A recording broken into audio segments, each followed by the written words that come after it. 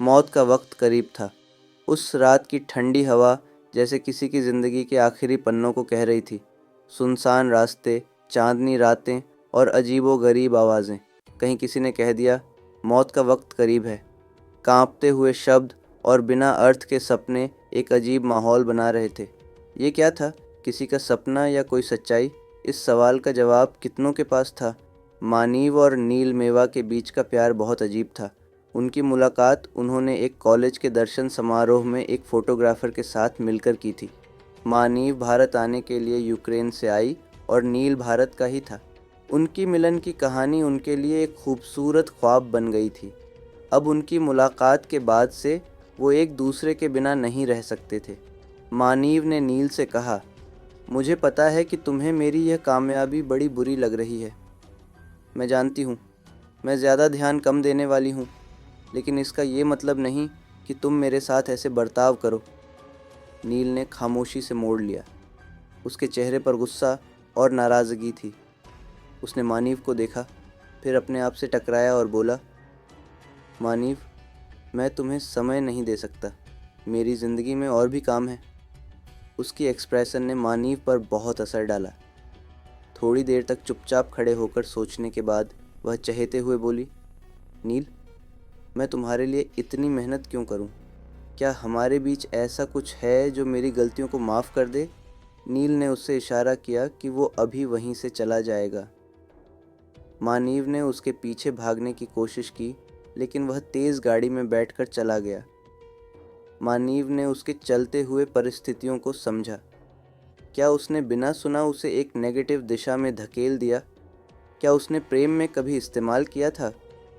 मानीव ने देखा कि उसकी गलती सिर्फ इसलिए थी कि वह नील के साथ दुनिया की यात्रा करना चाहती थी। उसने अपनी कसी कसी सांसें और हर्षित आंखों में अपने भविष्य की अद्भुतता को देखा। उसने खुद से विचार किया कि वो नील को कोई और स्पष्टीकरण देने के लिए क्यों नहीं कर सकती थी। नील अब पहुंच चुका था। उसकी मनपसंद वेबसाइट और व्लॉग की मदद से वह एक ऑनलाइन मार्केटिंग विकेटर बन गया था। उसका दिन यूं होता था, दिन भर ईमेल करने, फ़ोन करने, ग्राहकों के साथ बातचीत करने और पुराने मंत्रों में उलझने वाले अफसोसी निवेशकों को 5% मुनाफा प्रदान करने। उसकी ज़िंदगी का मकबूल नेटवर्क कमरे में नन्ही और चमचमाती लाइटों के साथ लपेटी हुई थी। उसकी बिना और एक दूसरे ने उसका काम भी अजीब खेल खेलने लगा था। वह अपने काम का भविष्य अजीब से सपने में देख तो रहा था। उसने अब यह सच्चाई स्वीकार कर ली थी कि उसका जीवन मैनेजमेंट चंद अभिवादन को छोड़कर खुद में पहचान थे। मनीव ने तब वो अरे के शहर से जलते हुए चेहरे को देखा। चेहरे पर ट्यूटले एक प्यार से हंसी। उसने उसके सम्मुख बढ़कर एक महसूस किया जिसे उसने अब तक महसूस नहीं किया था।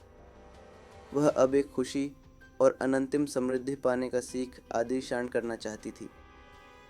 नेटवर्क विकेटर को एक बार फिर वो बेडामी की तरह गुलाबी चेहरों के लिए कांपते हुए अग्निगर्भ विगुप्त सार्वजनिकता करने वाले विसाहक ने एक चीख पैदा की थी, जैसे वह एक मासिन जैसे मजबूर दिमाग के साथ खुद के उस्ताद का अभाव चाहता है।